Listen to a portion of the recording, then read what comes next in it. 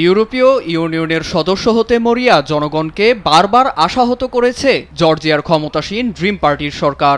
ইউনিয়নের সাথে বৈঠকের কথা থাকলেও বারবার তা পিছিয়ে দিচ্ছেন প্রধানমন্ত্রী ইরাকলি কোবাকিদজে। এতে টানা ৯ দিন ধরে বিক্ষোভ চলছে রাজধানী তিবিলিসিতে। পুলিশি বাধায় দিনকে দিন সাধারণের এই বিক্ষোভ ভয়াবহ আকার ধারণ করছে।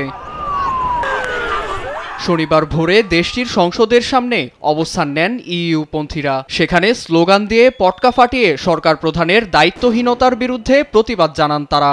বার্তা সংস্থা রয়টার্সের তথ্য বলছে, বিক্ষোভকারীদের দমন করতে কঠোর অবস্থান নিয়েছে দেশটির আইনশৃঙ্খলা বাহিনী। এ সময় পুলিশ জলকামান, লাঠিসোঁটা হাতে সাধারণের উপর চড়াও হলে নিমিষেই প্রতিবাদ রূপ নেয় সহিংসতায়। এতে পুলিশের দমন নিপীড়নের হাত থেকে নিজেদের দূরে রাখতে পটকাবাজির ব্যবহার করছেন বলে জানান বিক্ষোভকারীরা।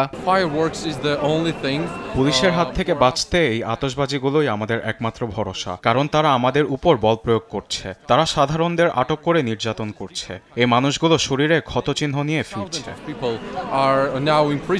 এদিকে পটকা, আতশবাজি ব্যবহার ও বিক্রিতে নিষেধাজ্ঞা দিয়েছে ড্রিম পার্টির সরকার। বিক্ষোভ মিছিলে নিজেদের আত্মরক্ষায় পটকা ব্যবহারের পর এই সিদ্ধান্তের কথা জানান প্রশাসন। গত বছরের তুলনায় এবছর বারুদের বিক্রি বেড়েছে। এতে স্পষ্ট হয় যে এটি বড় কোনো ষড়যন্ত্র। বিষয়টিকে গুরুত্বের সাথে দেখতে হবে। এই সবকিছুই পূর্ব পরিকল্পিত, যার প্রমাণ আমরা পার্লামেন্টের সামনে পেয়েছি। এদিকে দেশটির আইনশৃঙ্খলা বাহিনীর দমন নিপীড়নের শিকার হচ্ছেন দেশটির বিরোধী দলের নেতারা। তাদের অভিযোগ, সরকার ভয়ের ত্রাস ছড়িয়ে জনগণের দাবিকে পদদলিত করছেন। এতে নির্যাতনের অভিযোগ করে এক নেতা বলেন, দমন নিপীড়নের আশ্রয় নিয়ে ভয়ের ত্রাস ছড়াচ্ছে সরকার, যাতে মানুষ নিজেদের দাবি আদায়ে রাস্তায় নেমে না আসে। তারা বিরোধী দলের নেতাদের উপরেও নির্যাতন অব্যাহত রেখেছে।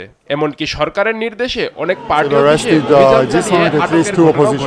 অক্টোবরের বিতর্কিত নির্বাচনে পুনরায় জর্জিয়ার মসনদে বসেন ড্রিম পার্টির প্রধান ইরাকলি কোবাকিদজে। ক্ষমতা পেয়েই ইইউর সাথে আলোচনা 2028 পর্যন্ত পিছিয়ে দিয়ে দেশকে রাশিয়ার হাতে তুলে দিচ্ছে বলে অভিযোগ সাধারণের। রয়টার্স জানায়, তার এই সিদ্ধান্তের পর থেকেই বিক্ষোভে উত্তাল দক্ষিণ ককেশাসের এ দেশটি। নীরব দাস, নিউজ ডেস্ক, দেশ টিভি।